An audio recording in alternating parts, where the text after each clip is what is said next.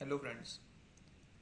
आज हम कुछ न्यूमेरिकल प्रैक्टिस करने वाले हैं, लेकिन उससे पहले थोड़ी सी हम थ्योरी देखेंगे कि इस फॉर्मूले पर बेस्ड हमारे न्यूमेरिकल्स आने वाले हैं। तो सबसे पहले तो हम बात करते हैं कि टी आई आर जो होगा वो कैसे होने वाला है हमारे फाइबर में। लेट अस सपोज ये हमारी कोर है और ये बाहर क्लेडिंग की लेयर है।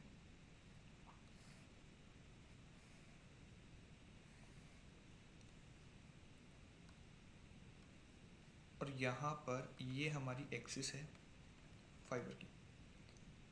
अब जैसे ही इस पॉइंट पर हमने कोई एक रैंडम रे को इंसिडेंट कराया एट एन एंगल थीटा आई, ठीक है।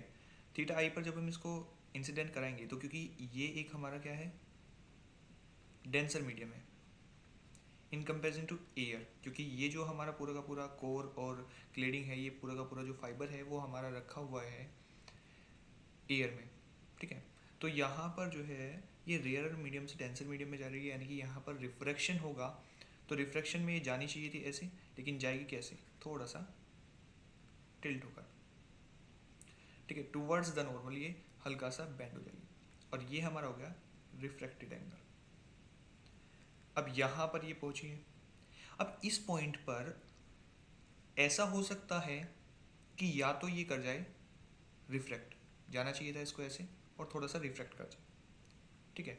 वो डिपेंड किस पर करेगा कि यहाँ पर ये जो एंगल है हमारा ये क्या है या इसकी वैल्यू क्या है, ये इस पर डिपेंड करेगा। ऐसा भी हो सकता है कि ये यहाँ से टोटल इंटरनल रिफ्लेक्शन हो जाए इस रे में, या ये जो रे है वो रिफ्लेक्ट हो जाए टोटल। तो इसके लिए सिचुएशन क्या होगी, इसके लिए बेसिक हमारी सिचुएशन ये होगी कि जो हमारा फाई है वो फाई सी के इक्वल होना चाहिए, यानी कि हमारा क्रिटिकल एंगल, जिस पॉइंट पर हमारा टोटल इंटरनल रिफ्लेक्शन होने वाला है। तो ये एंगल हमारा फाई सी के इक्वल होना चाहिए, ये हमारी कंडीशन है। अगर ये ट्रू होगी, अगर ये ट्रू है हमारी, देन क्या होगा कि जो लाइट है, जो हमने लाइट रे एंटर कराई है इस फाइबर के अंदर, वो हमारी प्रोपेगेट करेगी और रीच कर जाएगी अदर एंड तक।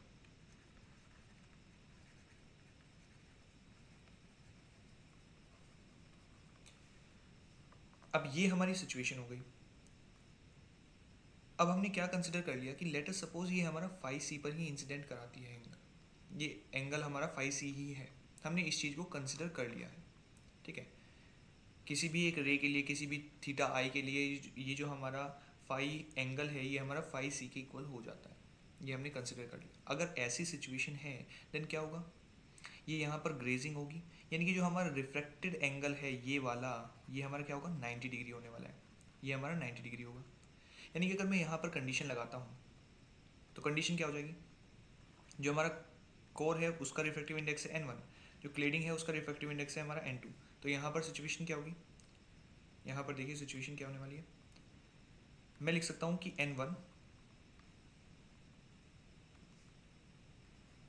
n1 into sine of phi C is equals to n2 sine of 90।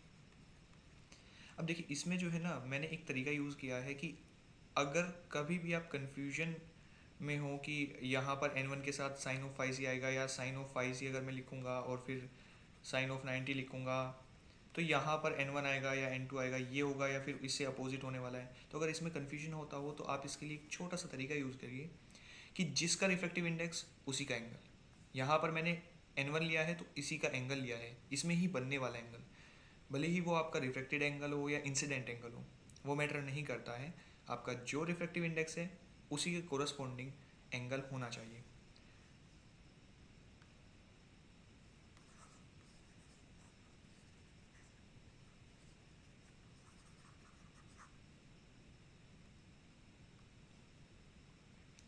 अब यहाँ पर n1 होगा into five C sine of five C, तो ये हो जाएगा n1 sine of five C is equals to n2 into one, क्योंकि sine 90 हो जाएगा 1।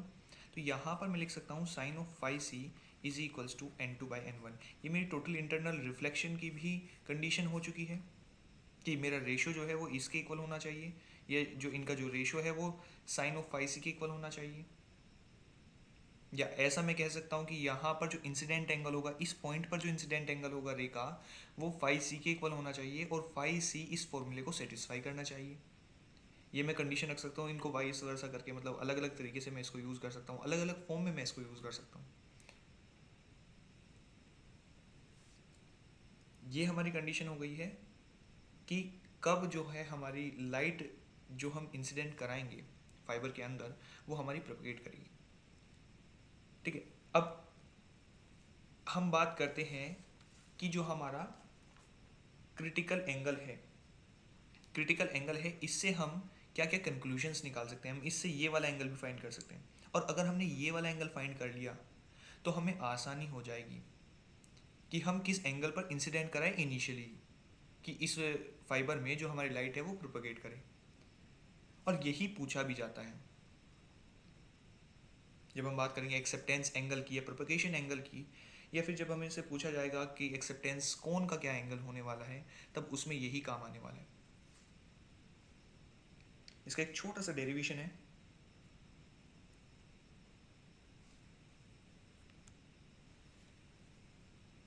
अब यहाँ पर अगर हम बात करें तो हम पहले ये देखते हैं कि हम किस एंगल को किस नाम से जानेंगे।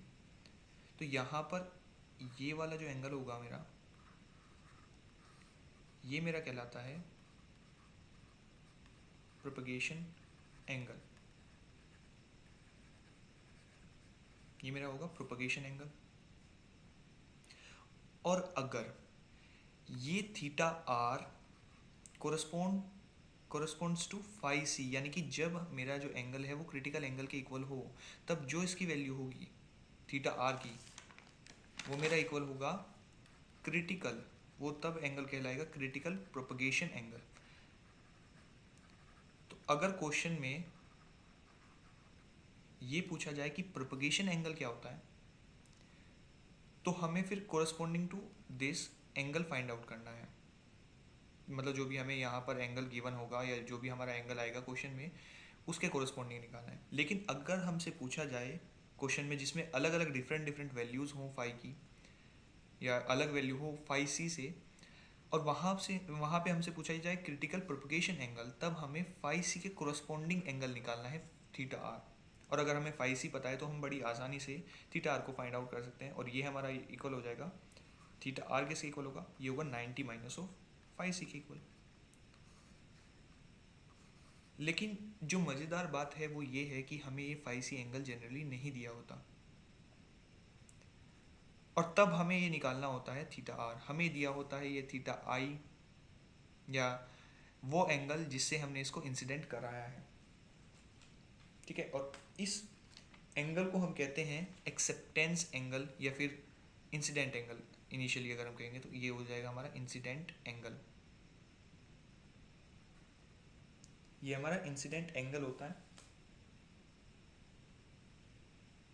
और जब ये एंगल या ऐसा एंगल जिस पर जो लाइट है हमारी प्रोपगेट करे इस फाइबर के अंदर, तब हम इसको कहते हैं एक्सेप्टेंस एंगल। यानी कि वो रेंज, जब अगर मान लीजिए यहाँ पर फाई सी के कोरस्पॉन्डिंग यहाँ पर थीटा आई वैल्यू है, तो जितने भी एंगल इस बीच में होंगे, यानी कि ज़ीरो से लेकर थीटा सी के बीच में जितने भी एंगल्स होंगे वो एक्सेप्टेंस एंगल के अंदर आएंगे, या मतलब वो एक्सेप्टेड होंगे इस फाइबर में। उसके लिए जो लाइट है वो प्रोपगेट करेगी, और जो थीटा सी होगा हमारा, वो क्या होगा, वो हमारा है एक्सेप्टेंस एंगल। यानी कि इसके बाद, इस एंगल के बाद कोई भी अगर रे, या इस एंगल से ज़्यादा एंगल पर अगर कोई रे इंसिडेंट करती है, तो वो एक्सेप्टेड नहीं होगी इस फाइबर में, वो प्रोपगेट नहीं करेगी आगे। तो ये हमारा बेसिक सा फंडा है। अब इनके ऊपर बेस हमारा क्वेश्चन आता है। एक तो हमें फाइंड करना होता है क्रिटिकल प्रोपगेशन एंगल, एक हमें फाइंड करना होता है एक्सेप्टेंस एंगल। और क्योंकि देख लीजिए यहाँ पे, अगर ये हमारा है थीटा सी और ये हमारा क्या है एक्सेप्टेंस एंगल है, तो यहाँ पर एक कोण फॉर्म होगा अगर मैं इसको सिमेट्रिक बना दूंगा। ठीक है, और ये जो एंगल होगा मेरा यानी कि ट्वाइस ऑफ थीटा आई, ये हमारा थीटा आई होगा। तो ट्वाइस ऑफ थीटा आई हमारा इक्वल होगा एंगल ऑफ कॉन। ठीक है, ये हमारा एंगल ऑफ कॉन होगा। तो हमसे बस यही 3-4 चीज़ें हमसे पूछी जाएगी क्वेश्चन में। एक तो हमारा थीटा आर यानी कि क्रिटिकल प्रोपगेशन एंगल, या फिर सिंपली प्रोपगेशन एंगल हमसे पूछा जा सकता है। एक हमसे पूछा जाएगा एक्सेप्टेंस एंगल, और साथ ही साथ एक पूछा जाएगा एंगल ऑफ द कॉन।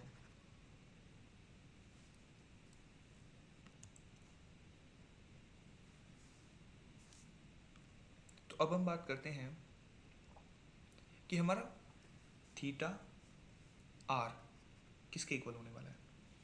ये हमारा थीटा आर किसके इक्वल होने वाला है, ये हमें यहाँ पर फाइंड करना है।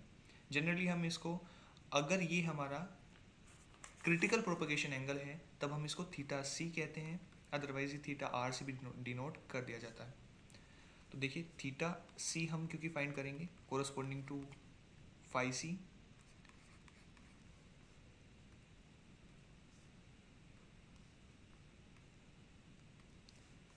अब देखिए थीटा सी किसके इक्वल है, 90 minus of phi C.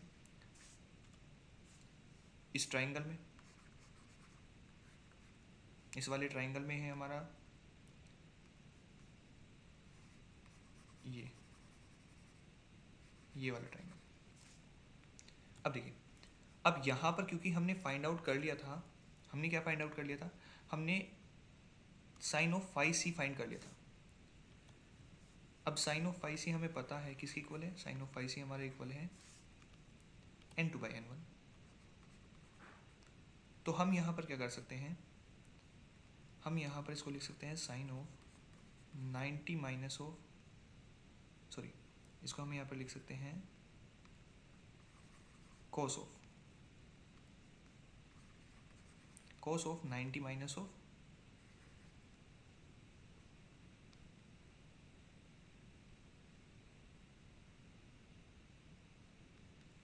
Theta C. ये हम इसको यहाँ पर लिख सकते हैं, सॉरी छोटी सी मिस्टेक मैंने कर दी यहाँ पे, मुझे यहाँ पर थीटा सी की वैल्यू को रिप्लेस करना होगा पहले। ठीक है, तब हम इसको यहाँ पर लिखेंगे, ये हो जाएगा हमारा sine of 90 minus of theta C is equals to n2/n1। मैंने सिंपली यहाँ पर क्या किया है, यहाँ पर मैंने इस फॉर्मूले से क्या निकाला है, फाई सी की वैल्यू निकाली है। फाई सी हमारा होगा 90 माइनस ऑफ थीटा सी के इक्वल, और ये मैंने यहाँ पर इस फॉर्मूले में पुट किया है, तो ये मुझे मिल जाएगा यहाँ पर। अब जैसे ये होगा तो मुझे पता है साइन 90 माइनस ऑफ थीटा किसके इक्वल होता है, ये होता है मेरा कोस ऑफ थीटा की, यानी कि कोस ऑफ थीटा सी, ये किसके इक्वल आ जाएगा, n2/n1 के इक्वल। तो ये हमारा यहाँ पर होता है फॉर्मूला जिसमें हम फाइंड आउट करते हैं कोस ऑफ थीटा सी की वैल्यू। ये हमारा इंपॉर्टेंट फॉर्मूला है। अब नेक्स्ट हम बात करते हैं, हमने क्या फाइंड आउट कर लिया है, हमने ये वाला एंगल फाइंड आउट कर लिया, यानी कि हमने ये फाइंड आउट कर लिया क्रिटिकल प्रोपगेशन एंगल। अब हमें क्या फाइंड आउट करना है, हमें अब फाइंड आउट करना है, हम प्रोपगेशन एंगल भी इस तरीके से फाइंड आउट कर सकते हैं similarly.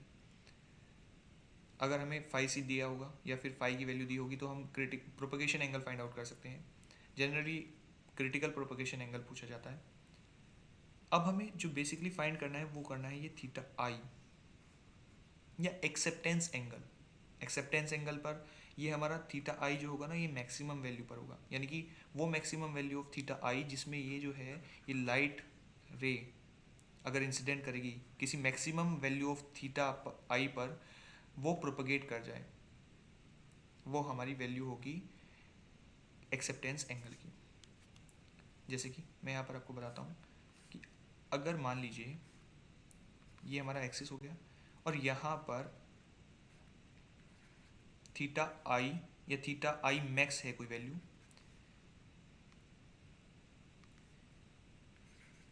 Theta I max value है कोई, जिस पर अगर कोई रे इंसिडेंट होती है इस फाइबर पर तो प्रोपगेट कर जाती है आसानी से। ठीक है, या इस फाइबर में प्रोपगेट कर जाती है। लेकिन अगर मैं कोई एक एंगल ऐसा लेता हूँ यहाँ पर अगर मैं कोई एक एंगल ऐसा लेता हूँ, लेट अस सपोज ये थीटा आई है मेरा, जो कि थीटा आई मैक्स से बड़ा है, थीटा आई मैक्स से वो बड़ा है। अब इस वैल्यू के लिए लेकिन जो हमारा लाइट है, ये जो हमने लाइट रे इंसिडेंट कराई है इस फाइबर में, वो प्रोपगेट नहीं कर रही है, वो हमारी नॉर्मल तरीके से प्रोपगेट नहीं कर पा रही है। दैट मीन्स कि जो लाइट रे हम थीटा आई पर इंसिडेंट कराएंगे वो इसके थ्रू प्रोपगेट नहीं कर सकती, यानी कि वो एक्सेप्टेड नहीं है थ्रू द फाइबर, या एक्सेप्टेड नहीं है बाय द फाइबर, ऐसा मैं कह सकता हूँ। तो इसलिए वो मैक्सिमम वैल्यू ऑफ थीटा आई की वो मैक्सिमम वैल्यू जिसके लिए जो लाइट है वो प्रोपगेट कर जाएगी थ्रू द फाइबर, वो हमारी वैल्यू होगी एक्सेप्टेंस एंगल की। यानी कि ऐसा मैं कर रहा हूँ, मैंने एक कोई पहले छोटा एंगल लिया और देखा कि लाइट प्रोपगेट कर रही है, तो ठीक है, मैंने उसको एंगल को इंक्रीज़ किया, फिर और इंक्रीज़ करता गया, फिर एक पॉइंट ऐसा आया किसी वैल्यू थीटा आई मैक्स के लिए जब जो लाइट है वो मेरी प्रोपगेट तो कर रही है, लेकिन जैसे ही मैं उससे हल्का सा भी एंगल इंक्रीज़ करता हूँ तो उस एंगल के लिए जो उससे बड़ा एंगल है, उस बड़े एंगल के लिए जो लाइट है वो प्रोपगेट नहीं कर रही है। दैट मीन्स ये जो मेरा थीटा आई मैक्स है, ये क्या हो जाता है, ये हो जाता है मेरा एक्सेप्टेंस एंगल।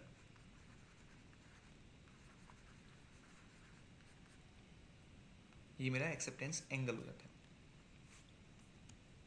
अब मज़े की बात ये होती है कि जो थीटा आई है या जो एक्सेप्टेंस एंगल है मेरा,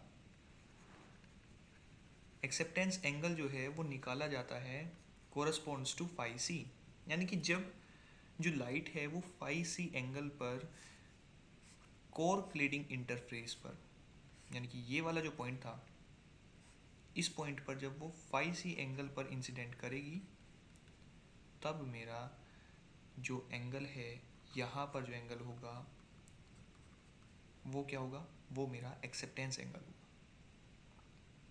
और उसी पॉइंट पर जो एंगल होगा मेरा यहाँ पर, वो क्या होगा मेरा, वो होगा क्रिटिकल प्रोपगेशन एंगल। तो ये दो चीज़ें हैं जो फाई सी पर ही एग्जिस्ट करती हैं। तो अब हमें यहाँ पर ये वाला एंगल निकालना है, थीटा आई मैक्स मुझे यहाँ पर कैलकुलेट करना है। तो इसके लिए मैं क्या करता हूँ, मुझे इसकी वैल्यू पता है, थीटा सी की वैल्यू मुझे यहाँ पर पता है, तो मैं यहाँ पर क्या करता हूँ, मैं यहाँ पर सिंपली फॉर्मूले का यूज़ करता हूँ। अब इस पॉइंट पर मैं यहाँ पर स्नेल्स लॉ लगाता हूँ। तो स्नेल्स लॉ में क्या होगा, मैं मानता हूँ कि जो बाहर मीडियम है मेरा वो एन नोट रिफ्रैक्टिव इंडेक्स का है, यानी कि इनिशियली मैं ये कंसिडर कर रहा हूँ कि जो बाहर मीडियम है वो एयर नहीं है, वो कोई और ही मीडियम है जिसको मैं यूज़ कर रहा हूँ। अब यहाँ पर हो क्या रहा है, यहाँ पर n1 होगा इसका रिफ्रैक्टिव इंडेक्स, n2 होगा क्लीडिंग का रिफ्रैक्टिव इंडेक्स। तो ये कहाँ पर इंसिडेंट कर रही है ये वाली रे, initially theta I max angle पर, वो इंसिडेंट कर रही है एन नोट और n1 के इंटरफेस पर, या फिर मैं कह सकता हूँ कि जो हमारा मीडियम है और जो कोर है उन दोनों के इंटरफेस पर। तो यहाँ पर मैं लिखूँगा n1, यानी कि refractive index multiply by the angle जो कि उसमें बन रहा है, तो वो क्या है, sine of theta C is equals to N naught sine of theta I max.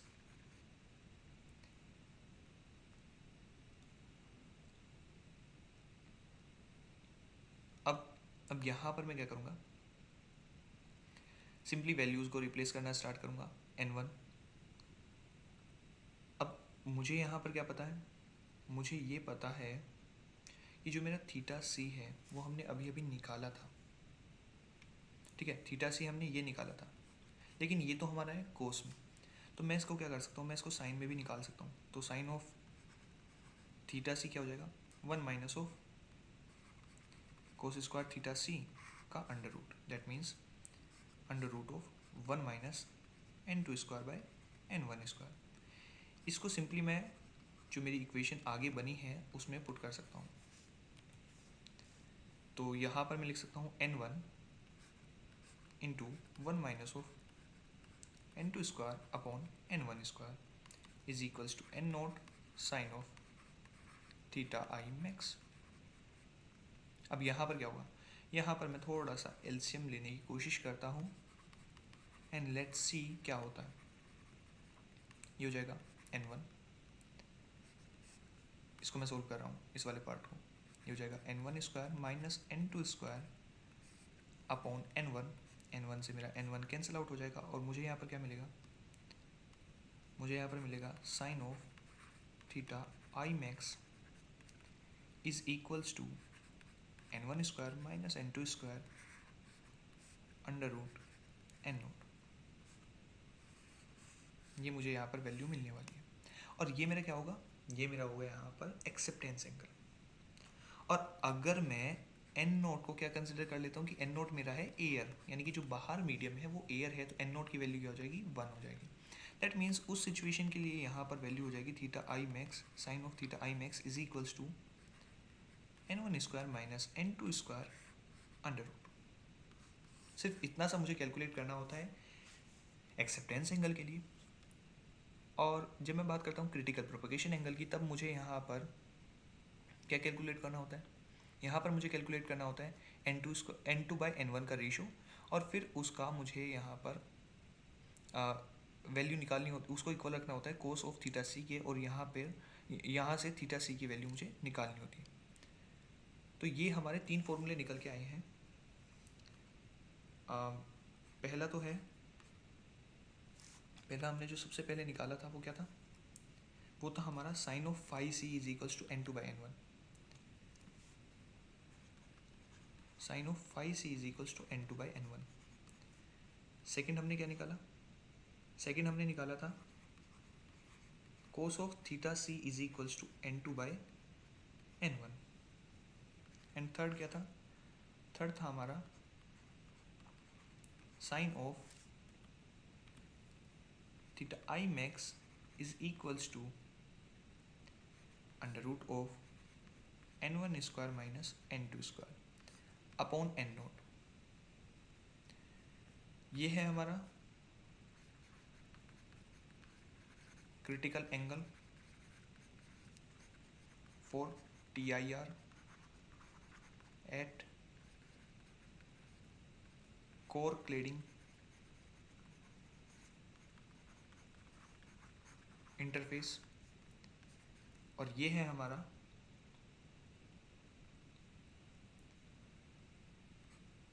Critical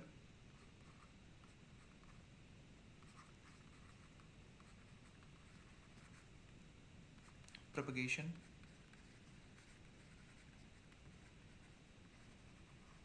angle. और ये लास्ट में आता है हमारा एक्सेप्टेंस एंगल।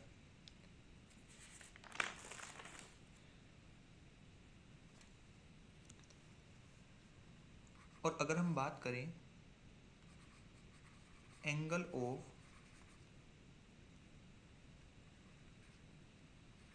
एक्सेप्टेंस कोण,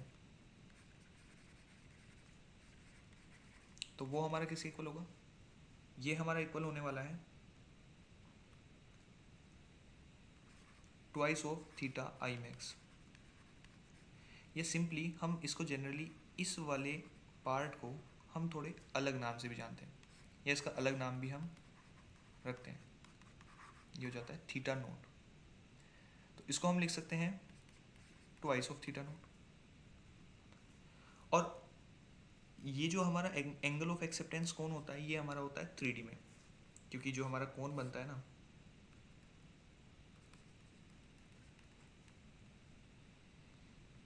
ये हमारा यहाँ पर एंगल होता है, और ये किसी इक्वल होता है ट्वाइस ऑफ थीटा नोट।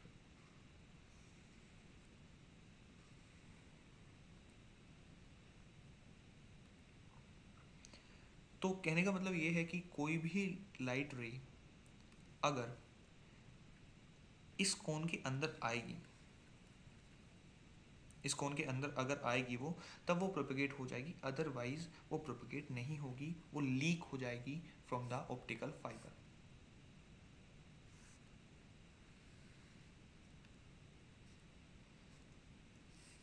और ये हमने निकाला कहाँ से, ये हमने निकाला था कोर क्लेडिंग इंटरफेस के इंटरफेस के क्रिटिकल एंगल से। और इसमें सबसे बड़ा रोल जो है वो है N1 और N2 का। यानी कि इन टोटल हम ये कह सकते हैं कि किसी भी फाइबर से अगर हमें लाइट को प्रोपगेट कराना है तो हमें इन दोनों के रेशो के अकॉर्डिंग हम उसको प्रोपगेट करा सकते हैं। मतलब अपनी रिक्वायरमेंट के हिसाब से हम इन रेशो को या इन रिफ्रैक्टिव इंडेक्स को हम वेरी कर सकते हैं, जिससे कि हमें एक्सेप्टेंस कोण ज़्यादा से ज़्यादा मिले। तो उससे हमें बेनिफिट होगा कि जो लाइट रे है जो इससे बाहर आएगी लाइट रे, वो हमारी लीक नहीं होगी। जितना ज़्यादा बड़ा एंगल होगा क्रिटिकल एंगल, उतना ज़्यादा अच्छा रहेगा वो फाइबर, क्योंकि हम उससे उतना ज़्यादा जो लाइट है वो प्रोपगेट करा सकते हैं। तो इन पर बेस्ड कुछ न्यूमेरिकल्स हैं, वो हम नेक्स्ट वीडियो में करेंगे। तब तक के लिए गुड बाय।